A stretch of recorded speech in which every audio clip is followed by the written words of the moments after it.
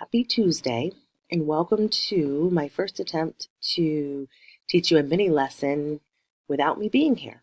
Hopefully, this goes well. So, we're going to continue to work on our narrative writing, taking it to a new level this time. I've been getting to know you as writers and know that you already know a lot about writing. Some of you have already learned that professional writers know how to take small moments of their lives and write these not just as the day I won the game stories, but instead writing about the small moments in ways that make those true stories really important.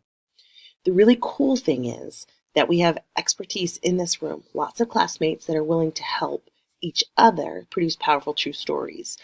Um, Thinking about there's one of me and 20 plus of you, and if I had to go and help, if you had to wait for me even to help each of you, that's going to take a really long time. So learning to work with your partner, trust your partner, and get help from your partner, and also how to be a good partner is going to be an important part of this next phase of our writing. I am expecting that each of you as a writer can fill a page and a half or so in your notebook every day with a compelling true story. It may sound like a lot, but I really think that you can do it, especially after I've seen what you've been able to do just since the beginning of the year. So today, I want to remind you really, that as a writer, you can get help not only from each other and from me, but from texts others have written.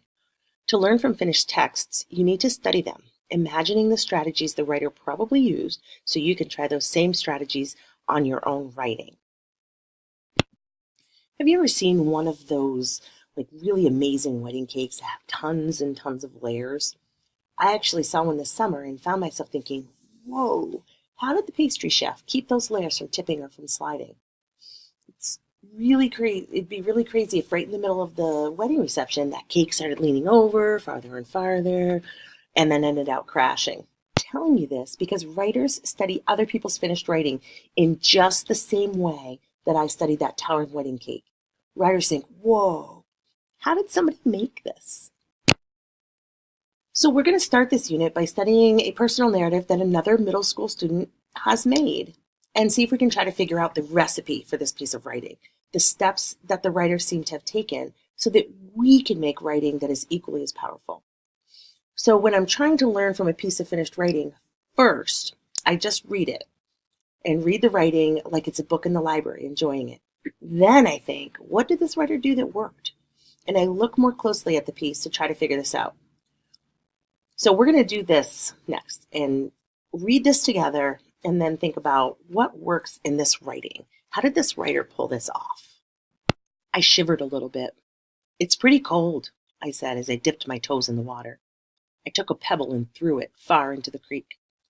Well, whatever, I said as I plunged into the cold water. It felt amazing. The cold water covered my eyes like gentle blankets, and the water washed over me like a breeze. Swimming is my favorite. Wait up, yelled Emma as she ran down the hill with her floaty wrapped around her waist. Her curly brown hair whipped around in the breeze. I shivered. I was cold already. A moment after that, India's mom waded in, laughing. Ha! It's cold, she said. Then she stopped. Girls, out! Out of the water! She pushed us back to the shore.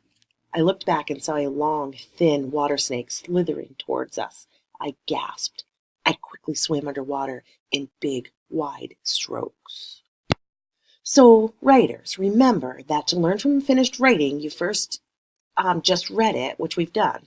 Then you think, what part worked for me in this piece? After that, we can think, how did she do that? So with our previous unit that we were doing, the writing pieces you worked with, you took the time to annotate the writing, annotate even your own writing. We're going to go back to that strategy again with this mentor text.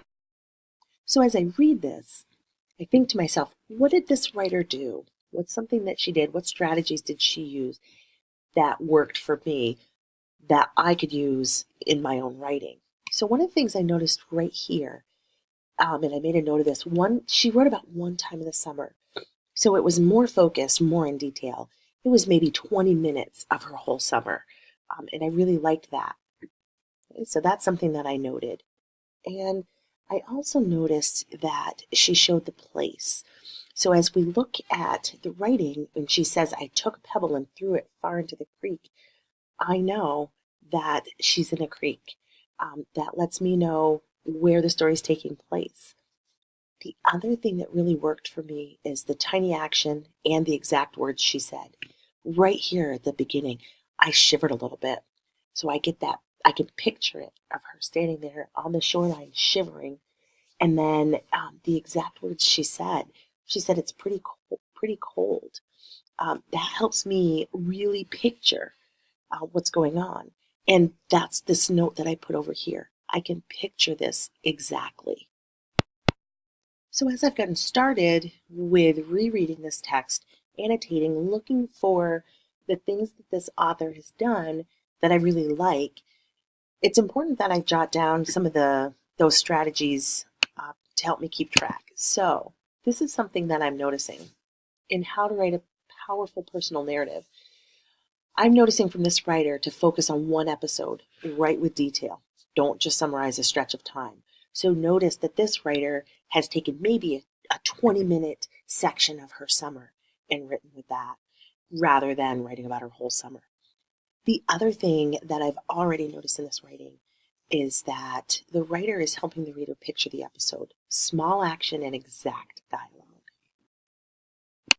And these are things that I can start to think about putting into my own writing to lift the level of my writing. So your task now is to continue annotating this text with a partner. So you're going to find your 12 o'clock partner and continue annotating the text together. When you finish, take a picture of your annotated text and upload it to Google Classroom. For the remainder of the workshop time, start a new story in your writer's notebook. And for your homework tonight, work in your writer's notebook. You can continue writing the story you started, or you can start a new story. And also, you're reading for 30 minutes. Hopefully, this strategy worked really well of getting you started in writing workshop, even though I'm not in the room with you.